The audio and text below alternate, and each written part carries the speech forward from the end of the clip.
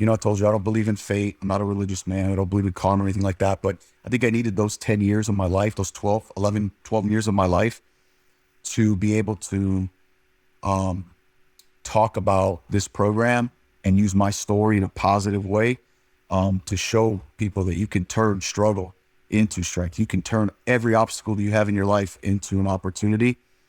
I didn't stop kicking doors in the day that I left the military. I don't wait for doors to open for me. I go and I kick them fuckers down, because I'm ready to attack life and just give back as much as I can and show other people that they can do that too.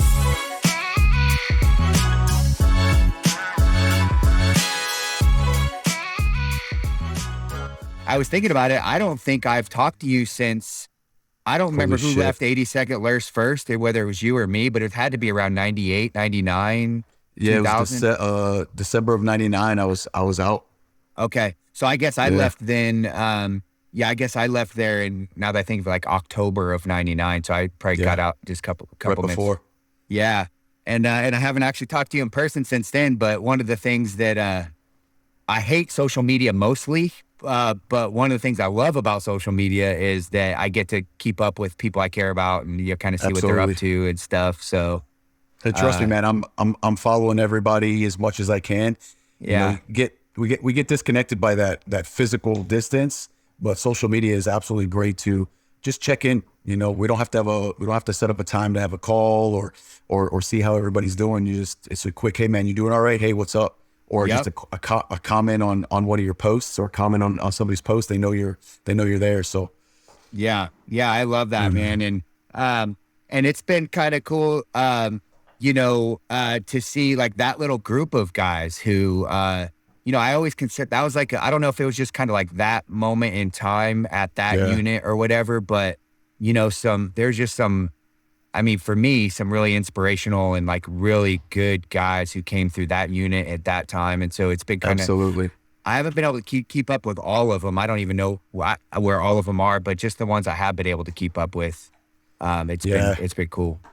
Yeah, there's a couple that have dropped off the radar that I would love to be able to reach out to, or just see how they're doing. But it's we're all going our separate ways and struggling well, and just trying to make life the best that we can. How things are. Yeah. I assume some of those guys went off to places where they probably can't be in touch with other people, and I know for sure that's the fact with a few of those guys. So.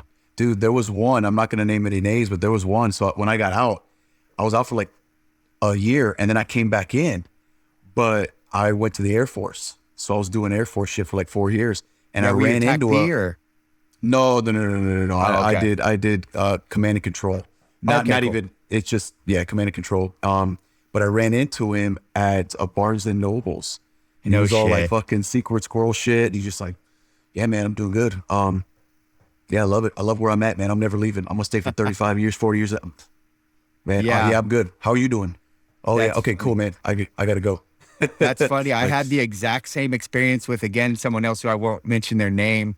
Probably not the same person, but I was out for 6.5 years, and then came back in, and I'm in the Guard now. So I was at my AT with Guard, and we had to go to Bragg, and I was in the clothing and sales, like I needed some socks or some shit, and I look over, and this dude's wearing a suit, but I recognize his face. I was like, and I said his name, and he looks at me, and we just had a moment right there. He was like, I don't know, he was picking up something too. He's in a suit. Again, he was like, same kind of conversation, like, yeah, I'm over somewhere, and I'm like, yeah, that's what I'm doing now. And I was like, awesome. It's kind of cool to randomly bump into him like that. Yeah. Well, it's amazing when you think about like who was there, where they all went, because we were our little generation. Then there was the older guys that were there when we got there. They all went on and did their stuff. Our generation went on and did our stuff. And you won't believe it. One of the guys that that came through the program, Sergeant Major, he knew some of the younger guys that came after us that we were mentoring. And he's like, when I'm doing a phone interview with him, he's like, oh, you know this guy? I'm like, fuck yeah, that guy was my fucking RTO. Yeah. And just the world is ridiculously small, especially in that community. Ridiculously small. Yes. There's actually a guy in the Texas Guard with me now. I can say his name. His name's Hoffman, and he actually came after us. He was there after us, and he was like, Mhm. we knew similar people, and we shared some stories and stuff. So Right. it's pretty cool. Actually, this is actually a perfect segue into kind of starting the podcast. I mean, you were actually, your group of guys were like what I can, everyone when they first come into the military, they have like that Spec 4 mafia that kind of mentors them and raises them up and, beats them up when they need to be beat up and hugs on them when they need to be hugged on. And your little group of guys of E4s, I was kind of like I think I was assessed and got into that unit. I was like an E2 or something like that. And I looked up to you and those other E4s that were in the Right. unit. And so having looked at you as an inspiration and kind of, and then now seeing what you're doing now, I see the little clips that you put on social media and the organizations that you're involved with and, just various different things is just like really inspirational to me. And as I was trying to, I want to talk to people who have gifts and talents to share with the world Mhm. and through my little tiny platform here, see if I can, one, learn from you and also share that gift with as many people as I possibly can. So thank you for being on the Absolutely, show. man. Absolutely, brother. Yeah. What have you been up to lately, man? Like, so I see you, I mean, you got your hands in a lot of different things. So I- like, what do you actually do what do you do for a living? okay, so I don't do anything for a living. I don't work, man. Okay, I cool. That's awesome. I get to serve. I Yeah. get to continue serving, and you know what? The second that you change that one little word from what do I have to do to what do I get to do, your life Yes. completely changes. It's a mental thing. So what I do now is I get to serve next to a group of amazing warriors, first responders, and veterans, combat veterans, and we every month we get to jump down in a hole with another group of warriors who's struggling, and help show them that there's a way out, that they don't have to live a diminished version of themselves, that they don't have to succumb to the symptoms that the VA puts on us. This is, oh, you're broken. You're never going to be the same. Your best days are behind you. You just got to suffer and live with how you are. So I work for a program for a nonprofit called the Big Red Barn Retreat. It's here in Blythewood, South Carolina. And we run a program called Warrior Path. And it's Path, PATHH, Progressive and Alternative Training for Healing Heroes. And what we do is we have a week-long training program. It's not therapy, although it's therapeutic. It's not counseling. We're not there to coddle them. We're there to talk to them like you and I would talk offline, or like a buddy would talk to a buddy, just real talk. No therapists, no counselors, no psychiatrists, no psychologists, just for warriors by warriors. And our program is based in the science of post-traumatic growth, which is turning struggle into strength, turning those obstacles that we've had in our lives into opportunities. And we use several different ancient warrior tactics and techniques, such as walking the labyrinth, hiking, bonfires, to really get these warriors to see that the change that they want to see in the world starts with them, and that the keys to Yes. their happiness and their success are in their pocket. They just needed a door opened in a different way, and some material presented to them with a different approach than, well, you're fucked up, you're messed up, you're going to be broken, you're never going to be better. You just have to live with it because it's just not true. We don't Yeah. want people to just survive and just get by. We want them to thrive. And when you ask somebody, hey, how you doing? I challenge you to always ask them a second time, because the second time they're really going to tell you, ask them, hey, how you really doing? Because that's Yeah. what happened to me. A buddy of mine that I served with was a roommate of mine. He's actually a program. He was up at the program in Virginia, and he called me one day and he just said, "Hey man, how you doing?" I'm like, "What do you mean? How am I doing? You haven't seen my Instagram? You haven't seen my Facebook? I'm great. I'm living life." And he said, "No man, how you really doing?" I pulled over on the side of the highway and I talked to him for about an hour. I broke down, and yeah, man, I was faking the funk. I Yeah. was faking the funk for many years, many years. I got out in 2009. And this was back in the beginning of 2019, so 10 years. Yeah. Outside, looking out, I was good. But inside, I was battling demons, burning through relationships, friendships. I was isolating, self-medicating, doing all that shit. But the social media view of me was great. Yep. And I realized that's just wasn't who I was. I wasn't the person that I was looking at in the mirror every morning. Wasn't the person that I was showing the world.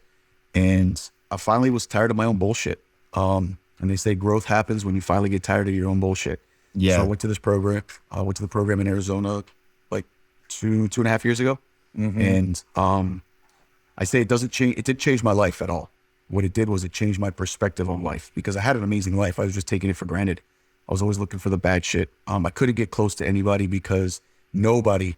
I mean, we're just talking about the giants that we walked among, you know, back when we were serving in that one unit, and nobody compared to those guys. The guys that would give their lives for you, or the guys that you would give your life for. Nobody. And I just found a way to pick apart everybody's character. And you know, I thought, well, I'd rather be alone than be with people who didn't add up to the amazing friendships and brotherhoods that I formed in the military.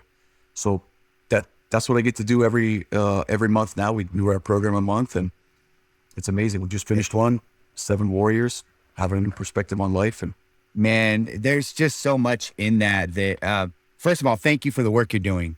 I mean, it's you know, we need more people who take it on themselves to serve others. I have a saying that I try to live by, and I really love to see this in other people, that none of us make it until all of us make it. You know, that's part of the brotherhood that you and I were raised in. You know, you were out there with your guys in the middle of nowhere. And if all of you didn't make it, none of you made it. And I try to live my life like that. And so, so thank you for being the kind of person who steps up for others. But there's so much packed in what you just said. Like I have so many questions. Man. Yeah. So, well, one, guys are kind of self-selected into this program? How do guys find it? You know? Yep. So what I would suggest, if you want to get some information on the program, just Google Warrior Path, and it's PATHH with 2 H's.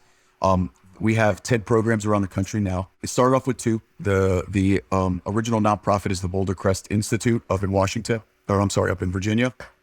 And they started the program Warrior Path. And 2.5 years ago, 3 years ago, it was just those 2. And over the last 2.5 years, they've expanded to 8 other locations across the country. We've got one in Maine, Georgia, Florida, South Carolina, Arkansas, Washington.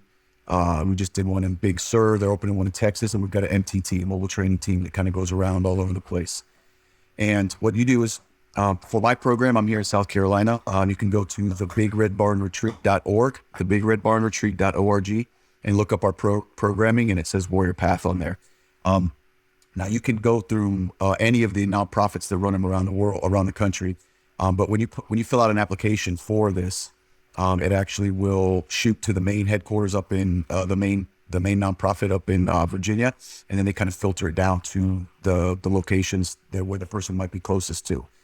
And and then what we'll do is we'll reach out to you, and I do a lot of the recruiting for the program. I'll sit down. Actually, I've got a call after this, and we just sit down and listen to the warriors' struggles. What are they struggling with? Now, the key distinction here is to understand that we are not a rehab, we're not a detox, we're not a 12-step program. We're training. So you need to be in the right mindset to come to the program. You have to be willing and ready to make a change for yourself and for your family and your community. It can't be forced on you. This isn't a go to jail or go to the Warrior Path program. It's not like that. Yeah. We want people who are ready and open to see some change in their life and to do the hard work. Because we say life's not hard, but it is hard work. Yep. Yeah. I like to think about it. It's like, it's simple, not easy. You were living your life back in 2018, 2019, doing what you were doing. Right. And then you went through the program. And how did you get through being someone who went through the program to being someone now who works in the program? Okay. So I had the amazing opportunity to go through with one of the most amazing NCOs that I've ever met, Sergeant Major Lamont Christian. So there was 7 of us in our team. He was a commandant at the Drill Sergeant Academy. He was the post sergeant major for Fort Jackson up until 2018. And at 32 years of service, and just an all-around fucking, airborne infantry guy. So we clicked right off the bat. Yeah. So a year into the program. So the thing is this program isn't just 7 days. It's 18 months. So you do 7 days in-house at an amazing retreat. You do the training, and then it's 18 months of follow-up, continued education, expanding on the stuff that we worked on, that we talked about during the 7 days. So during that 18 months, I'm in contact with my team. It's having that small fire team again, that support network, the close 3 to 5 people who you want to be like. And over the course of the first year, he let me know that they actually wanted to open up one of the Warrior Path programs here in South Carolina where he lived. And he's like, man, what do I got to do to get you on my team? Is that a possibility? And I told him, I said, Chris, you just tell me what day, when you need me to be there, and the address, and I'm there. So we came out here, and we came out to South Carolina from San Francisco is where I was at. I was a firearms instructor, actually, and a driving instructor there for Briggs Armored Car Company in Oakland. Oh, and yeah. So, just one of the many things that I did. I know. I'll ask about some of that stuff in a minute.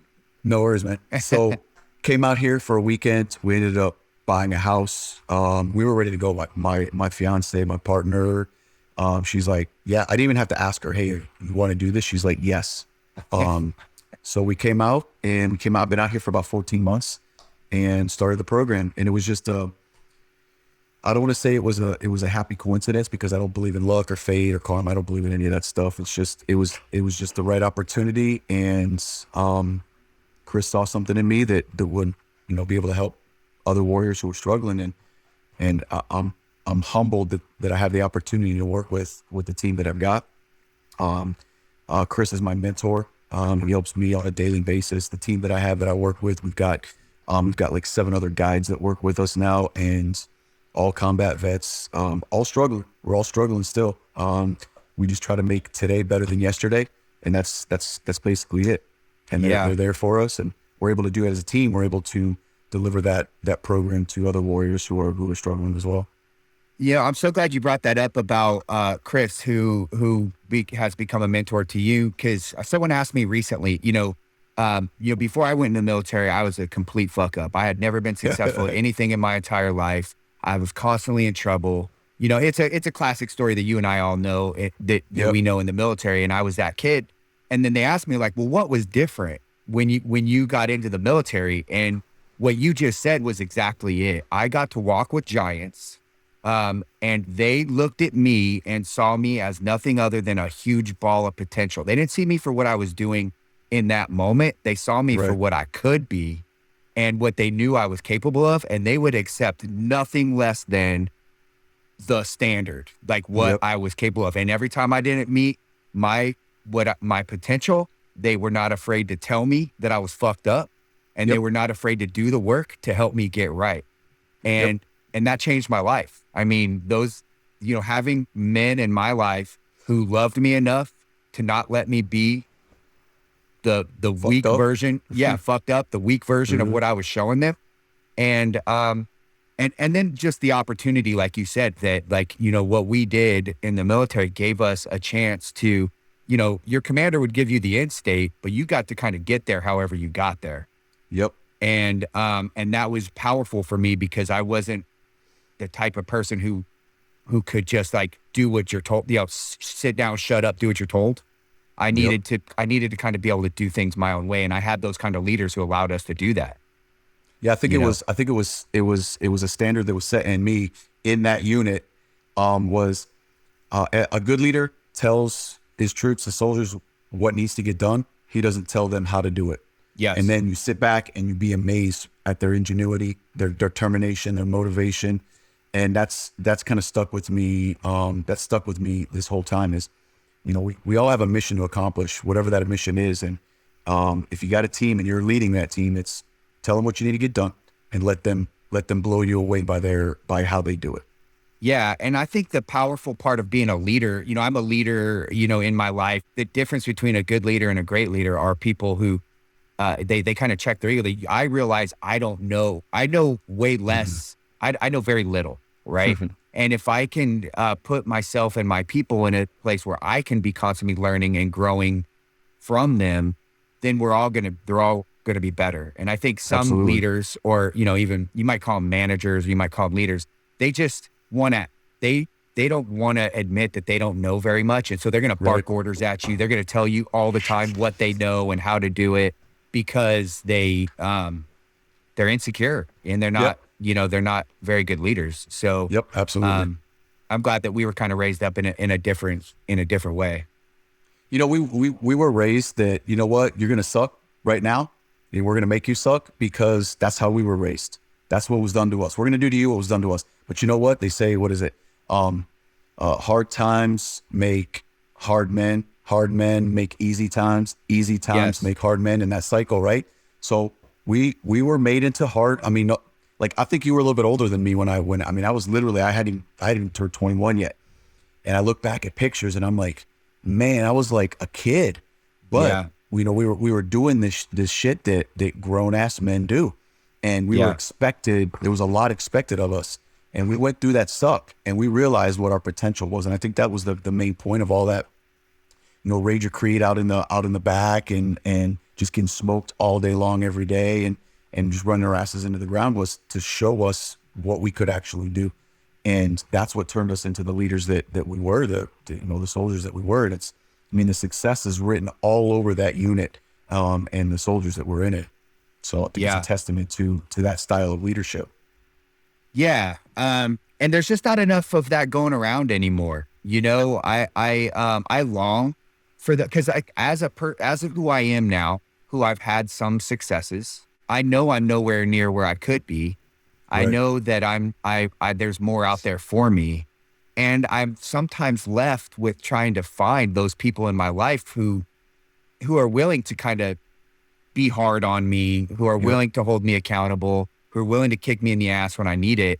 And it feels to me, and maybe you're in a different environment than I am. You know, it might Right. not feel like this to you, but to me out here, it feels like it's few and far between to find people like that to keep you going.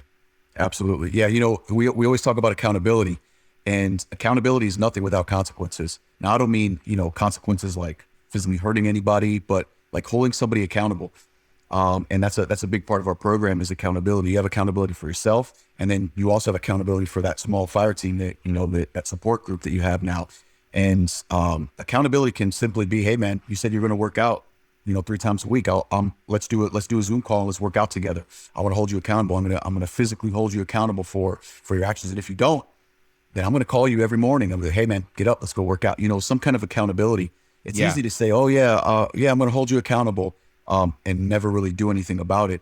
But that strong 3 to 5 network that you have that can hold you accountable, you know, that's a great motivator, because where we come from, our mentality is we don't want to let our brother to our left and our brother to our right down. We don't want to do that. So being held accountable is super important. Yeah. Yeah, accountability is huge. And, or even just, ownership, like taking, like Yep. part of accountability is, uh-oh, did I lose you? No. Okay. You went a little staticky there. Oh, So part of, is also taking ownership. Like, I am my brother's keeper. You know, I am responsible for how he does, you know, and that's a big part of accountability. absolutely. We're responsible for what happens and what fails to happen. Remember that fucking patrol leader is responsible for everything that happens on a mission and everything that fails to happen. Now, That's right. after all the time we were in the military, we don't just stop the day we ETS or the day you take the day you take that uniform off, man. You're not going to stop being that person. What we need to do is we need to re-hone those skills, repurpose the skills that we had in the military, because they are absolutely transferable to the civilian world. Just it's a little bit different. You just have to repurpose them for a different environment. And you know, the accountability is a huge thing. So what is it about you? I know your some of your background, but like, why is it that you chose to do this now? Like, why was this a good opportunity for you? What is it about your character? What is it about who you are? And again, I think we'll eventually get into like some other stuff that you did in the gap there. Like, you're a very Right. talented person. You're a very intelligent person. Like, why do this? All right. So, I mean, I joined the military right out of high school, and I was in for just about 15 years. So I got out, and the last thing that I wanted to do was be a cop or be a security guard or be a contractor. I was done. My life didn't revolve. At that moment, my life revolved around my job, the military. Unfortunately, I started to struggle. I started to chase the adrenaline, and it was in the form of, you know, a little white powder lined up on my damn kitchen counter, and it caught up with me. And unfortunately, the military doesn't look too highly upon that. It didn't matter what I did in the previous years of my career, how many deployments, you know, all the success that I had as a leader. It was irredeemable. So I ended up separating from the military after just about 15 years. And I was completely lost. Dude, I had no idea what I wanted to do. So I said, fuck it, I'm going to run away. I sold everything I owned. I bought a motorcycle and I left. It's like, I'll figure it out along the way. And I ended up going out of the country. I was out of the country for about 7 years and did some other stuff and trying to figure out who it was that I was, because everything of who I was, you know what it was? It was based off of a little black and gold tab that was on my shoulder. And that's all I was. That's the only thing that I knew, how to be an airborne infantryman. That's all I knew. That was what my whole identity was wrapped around. And I remember specifically on my journey, I was taking the trip on my motorcycle and I stopped for leaving to have dinner at some place. I don't remember where it was, but started talking to some guy, the bartender, I think it was, and I told him, you know, what I did. And I'm like, yeah, I was Army Ranger. I jumped out airplanes, infantry, scout sniper. And he's like, well, like Ranger, what's that? Like a park ranger, like Yogi Bear? Man, and I wanted to fucking punch him in the throat, man. I at that moment I realized, you know, and it was like a sledgehammer to my chest, that people who don't know. And that's all my identity was wrapped around. And I was just like, well, fuck, who the hell am I gonna be? Who am I if I'm not that? And so for 10 years I did a bunch of different stuff. I was a professional chef, I owned some restaurants. Then I became a hairdresser. I went to cosmetology school. I became a barber in San Francisco, and none of that was really filling the niche that I wanted. You know, I was making money. I lived a great life. I had a nice car, had an amazing place. Excuse me, but I hadn't found that what was giving me purpose again, and that's kind of the ultimate cycle of what we teach at our program is getting back to service, getting back, because warriors are men of service. Warriors are people of service, and we want to be able to give back. And I had the opportunity to, and that's what I did, man. I do it now because I think now I needed the 10 years or 12 years to really figure out how fucked up I was and how much I was faking myself out. I was trying to convince myself that I was okay, and that the problem was everybody else's. Everybody else is fucked up because they don't do it my way. Everybody else is fucked up because, hey, I've survived multiple combat deployments. I've never lost a guy in combat. I went to a foreign country, opened up 2 restaurants. I did speak the language. I was successful. I did this. I was one of the only alpha males at a cosmetology school in San Francisco, and I was like honor graduate. And I know what the hell I'm doing. You got to trust me. And yeah, unfortunately, that's not. Nobody looks too kindly upon somebody who talks to them like that or treats them like that. And I finally realized it, but I needed that.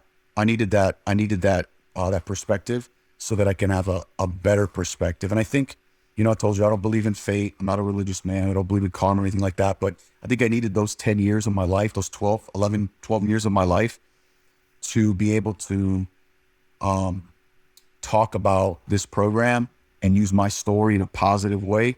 To show people that you can turn struggle into strength. You can turn every obstacle that you have in your life into an opportunity. And I didn't stop kicking doors the day that I didn't stop kicking doors in the day that I left the military. I don't wait for doors to open for me. I go and I kick them fuckers down because I'm ready to attack life and just give back as much as I can and show other people that they can do that too. The best days of my life are not behind me by any stretch of the imagination. Yeah. And I love that, man. Like, I look at the same way. I bounced around a few different career fields. I tried a few different things, and and some of those things didn't work out for me in the moment, or it's not what I stuck with. But I now, knowing what I know now, I look back and I was like, that's the education I needed to be here where I am now, and to be able to give what I'm giving now. I had to go through that. You can't learn that in a book. You can't learn it in a classroom. And so I can relate so much to what you were just talking about. I think that what you were, and also just kind of the identity piece. I spent a lot of time. I mean, I came into the military same as you, 17 years old, immediately out of high school, and what I didn't realize then, but that I know now, is that I wasn't doing any of that for me. I didn't go through all the military schools I went through. I didn't volunteer for the combat deployments that I went through for me. I was trying to prove to everybody else that I was worth something. I was trying to Absolutely. give myself, the quote unquote tab so that so people would look up to me or something. And once I Yep. let go of when I tried to be no one, when I tried to just be nothing, is when I finally was able to give my gifts to the world and be content and to be happy, you Absolutely, know? man. They Viktor Frankl, he wrote a book, Man's Search for Meaning. I don't know if you read it or Yeah. not, but so Yes. he talks about, happiness and success. Don't make it your goal. Happiness and success will come simply because you've forgotten to pursue it. It will ensue if you stop pursuing it. And that's so true. I did the same thing. I mean, I was the skinny kid in high school. I was my sister used to beat me up in high school, and I we look at people join the military for usually one of two reasons. They're running from something, or they're looking for something. And I was doing a little bit of both. I wanted to have something that I could be proud of. I wanted to run away from oh, that's just Skinny Jay. He's just a little kid. He doesn't know anything. And I was chasing that. The next school, I wanted to be the best. I wanted to be the baddest. I wanted to be, I wanted to be a mentor. I wanted to be looked up to. And I kept chasing that. I did it until I got out. And then I continued to do that after I got out. And then I realized, and this program helped me realize, the Warrior Path helped me realize that just be you. Happiness will ensue simply because you've forgotten to pursue it, because you've Yeah. forgotten about it, you know? Yeah. I think what I try to coach other people to do is, find that thing in your life that you would do for free. If money wasn't a thing and bills weren't a thing and, a lifestyle wasn't a thing, find that thing that you would do for free, the thing that Absolutely. just makes you feel whole and complete and fulfills you, and then find a way to make money doing that. Absolutely. Find a way to, and if you don't make that much money, at least you have joy, happiness, love, you know? Yep. That's kind of, that's what we focus on is life is a series of ups and downs. It's making it so that it's like a heartbeat monitor where it's consistent. It's not extreme highs and extreme lows, and it's staying in that livable band, right? That livable band is where joy resides. We understand that there's some ups and downs, there's highs and lows, but we just try to keep them in a regulated band, and that's where joy is at. And if we could find that thing inside of us that gives us joy, like you just said, that it's the spirit, it's the thing that you get up every day to do. It's what gets you out of bed every morning. And if you could do it for free and you still want to do it, then I think it's a great sign that that's what you're meant to do. And that's what you should follow. And I absolutely have an amazing opportunity here with what I'm doing. I don't do it for free. I got a mortgage to pay, just like Yeah. everybody else. I'm the same boat. I have to Yeah. make money, but Gotta make money, making but money doing what I love doing is key, absolutely. Oh man, they say you never work a day in your life if you do what you love, and I absolutely love every day of being able to jump in a hole with a warrior or a group of warriors and show them there's a better way. And that's clear to me when I see, like, again, like I caught glimpses of that in your social media and stuff that you were posting, is that, because I was also watching when you were posting about, like, when you were a chef and you were making food, there's just a different energy, a different vibration about you, even that comes through the screen to me in what you're doing now versus the glimpse of and of course I don't see you in your everyday life. It's just Right. my outside observer, Of course. seeing it, but I notice a different personally. Absolutely. And you know what? I don't post anywhere near as much as I used to when I was trying to portray this lifestyle or this, this Right. life that I had or how I was. So when I post now, it's something comes to me, and it'll be every couple of weeks. I'll post something that just hits me. And, I think it's more powerful. It's more powerful when you have something to say. And, all I'm doing is putting out my message, what I feel. And, I'm excited about life. I have a renewed sense of excitement and gratitude, which is a daily practice, being grateful for what we have, because we both know guys that unfortunately aren't here to be able to enjoy it. And what a waste if we just, if we waste that life away, being pissed off all the time, looking for the bad things, being negative, isolating, self-medicating. It's like, what the hell did they die for? The guy to our left and our right, the brothers that we know that didn't make it back. If anything, I have to live the most amazing life for them. Yeah, same. It's like just having the gratitude of knowing, you know, you and I unfortunately have lived through circumstances where we might not have lived through it. Yep. And that creates a level of gratitude and thankfulness, knowing that nothing is promised. You know, I could die tonight, or my loved ones, you know, someone Yep. around me could. And so I don't want to waste this moment that I'm in right now. Yep. Because And you know it's what? not. Yeah, I would hate to waste the experiences that I had. You know, the word hero gets thrown around a lot for like stuff that we did. And I don't ever think I was a hero, for anything that I voluntarily did, in combat or in the military. But I can relate to another version of the word hero. And that's an ordinary person who survives extraordinary circumstances and lives to tell about it and comes back to his community and shares those lessons that he learned or she learned from those experiences to help other people be able to deal with them if they're faced with them as well. And that's what I get to do. And it's if I can help somebody else, you know, live a better life through my experiences, then I mean that's the ultimate giving back for me. Yeah, absolutely. You mentioned a little while ago while you were talking about it's a daily practice. There's certain things that are daily practice. I'm curious, Absolutely. whenever I talk to people who I look up to or who inspire me, I'm always curious about, well, what are the things that they do to continue to keep themselves you know, in the military, it's your PMCS, right? Your maintenance that you do to Right. keep your weapons and your vehicles and everything running tip top. Do you have things that you do, or are there things that you coach your guys to do to, you know, stay on top of their game? Absolutely. So let me ask you a question. Your tools, you got a toolbox full of tools, right? When do you use your tools usually? Whenever something's broken. Exactly. When something's broken. What if I told you there's a way to do something where shit doesn't get broken? So you don't have to react. You can be proactive. So what we teach and what we do are practices. So practices are things that you do on a regular, consistent, intentional basis so that you can get ahead of the struggles, so you can get ahead of the stress of life, where you build a capacity to respond versus react. I mean, we all know battle drills, right? Battle drills, Yep. react to contact. You know exactly what you have to do. You don't even think about it. Well, when you make that shift from the military first responder community to the civilian world, most of the time we're not in situations where you have to react. You can actually take some time to respond, to make a thoughtful decision. But we're never trained how to deactivate from react mode to respond mode.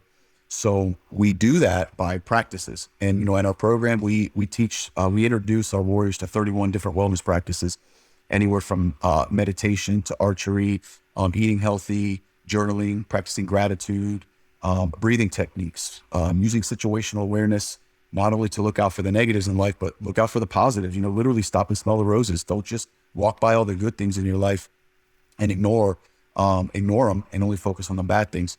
So for me, one of the things that I do on a daily basis is I do a guided journal. Actually right now I'm reading the Daily Stoic, which is, so I do my journal in there. It's actually, I'll read the passage and then the interpretation. I'll do my journaling in that. And then I practice a daily gratitude. Just something, it could be something as simple as, man, I'm grateful that I had an amazing night's sleep, or I'm grateful for the team that was able to, you know, help me yesterday through the program because I was struggling with something.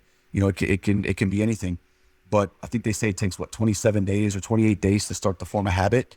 And once you start doing those things on a regular basis, it's amazing. You'll see your mind start shifting, your perspective starts shifting. And it's all about a perspective change, changing the angle that you look at something. We're the same weapon system. I'm the same exact person, but now I just have a different scope on life.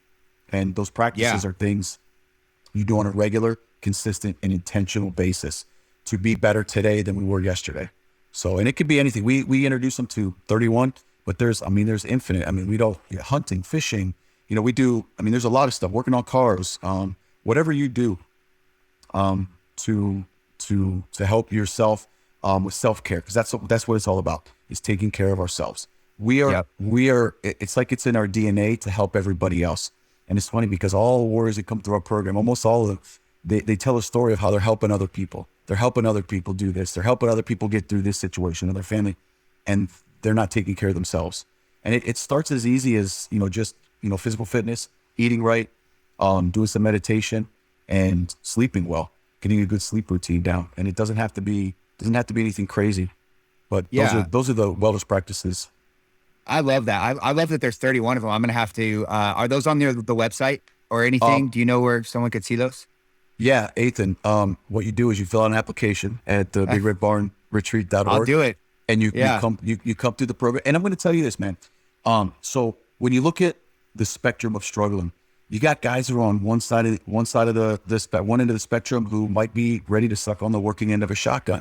They don't know what to do. They don't know where to go. Yeah. Um, Fortunately, that's not where I fell. I fell a little bit on the other side where it's just, I don't feel right. I don't feel normal. I don't feel like I have a purpose. I've got some anger issues.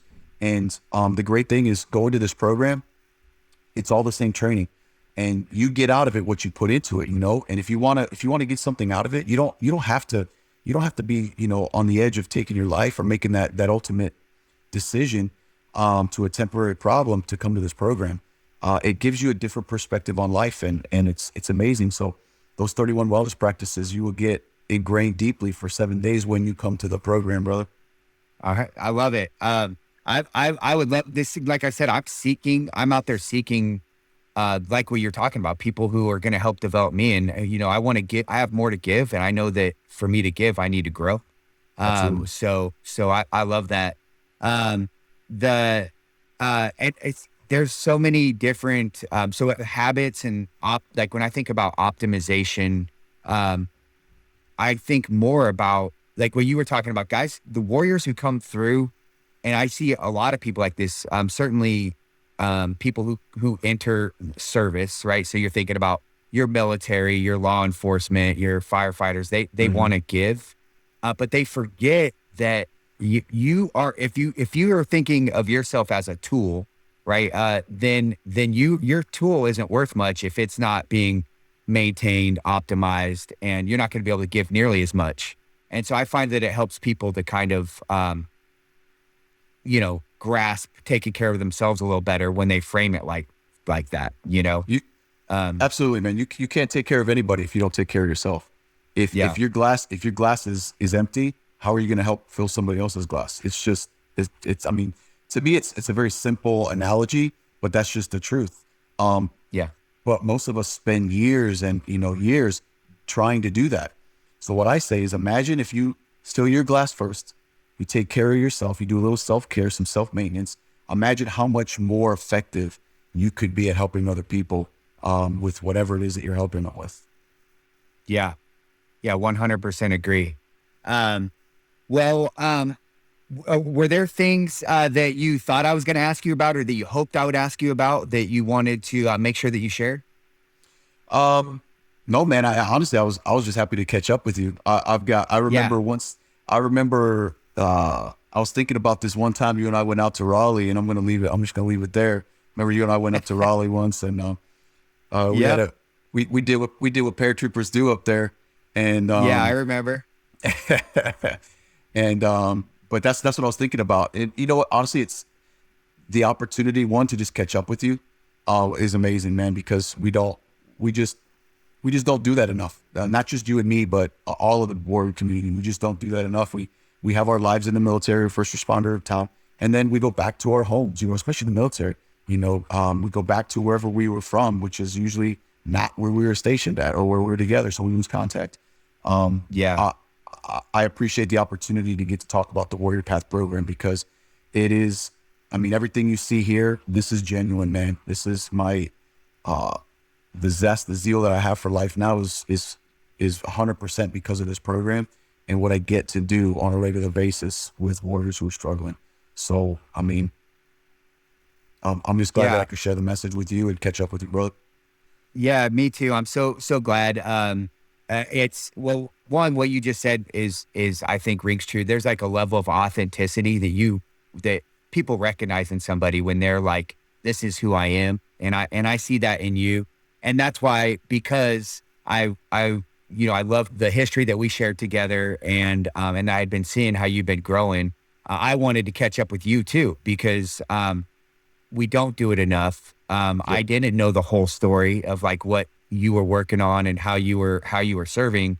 And you're doing such great stuff that I knew it would be a good opportunity for us to capture it. But I am Absolutely, so man. bad about I am the worst, and I don't know why it is this way, but I don't reach out to people as much as I want to. People will always Yeah. come to mind, but I don't take the action to Yep. reach out to them. And it's something that I'd like to be better about, you know? It's about being intentional, man. There's two things that can never be taken away from you: your attitude that you wake up with every day, and your effort. So Yes. do it. You know, and again, man, keeping in contact with people doesn't have to mean we're gonna spend an hour long talking every day like you know, schoolgirls. But Yeah. it's just being intentional about it. Just reaching out to your brother and say, hey, man, I'm thinking about you. I've had several guys that I worked with that I've just reached out, just a quick message, just a quick Facebook message or a messenger, and just say, hey, man, I'm thinking about you. Just know I'm here if you ever need anything. And you know, when people do that to me, I know it means the world. So it's real simple, Yeah. man. Real simple. Absolutely. Well, thank you for the gifts that Mhm. you're giving to the world. I'm so grateful there's people out there like you. And I'm going to commit to reaching out more often, not just to you, but to a lot of those other warriors who, or just not even people in my life Absolutely, man. who've touched me. So thank you so much. And I appreciate the time today, man. No, I appreciate you giving me the opportunity to sit down and share my message. The more we get this out, the better it will be. We got warriors out there that are struggling right now, that don't know where to turn. So once again, if you're struggling, reach out. We're here. You can just look up the Warrior Path, PATHH, on Google, or go to the BigRedBarnRetreat.org and look up the programming and and reach out. That's all I can say. Reach out, because if I could get one message across, it's that you're not alone. I didn't get help for 10 years, man, because I didn't think anybody would understand the struggles that I was going through. Once I sat down with a group of warriors like myself, I realized that, holy shit, I'm not alone. There are other people that understand. So that's all I could say, man. And it's what we're trying to do is get that 22 a day down, because it's ridiculous. Yeah, it's insane when I think about that number, and it's unfortunate when I see it's now somewhat that you just become accustomed to just getting the Yeah. news, you know. Yep. Yeah, so there's gonna be a lot. I'm sure there's a lot of my buddies, military buddies out there watching this or listening to this. So I hope they take you up on that offer. Absolutely, Ethan. Um, We're here, brother. all right, man. Well, take care of yourself, and I Absolutely. appreciate you. Hey, Um, as I always say, wake up, ruck up, and get shit done. Rangers lead the way, man. yes. All right, brother. We'll talk to you later. All right, later, bud.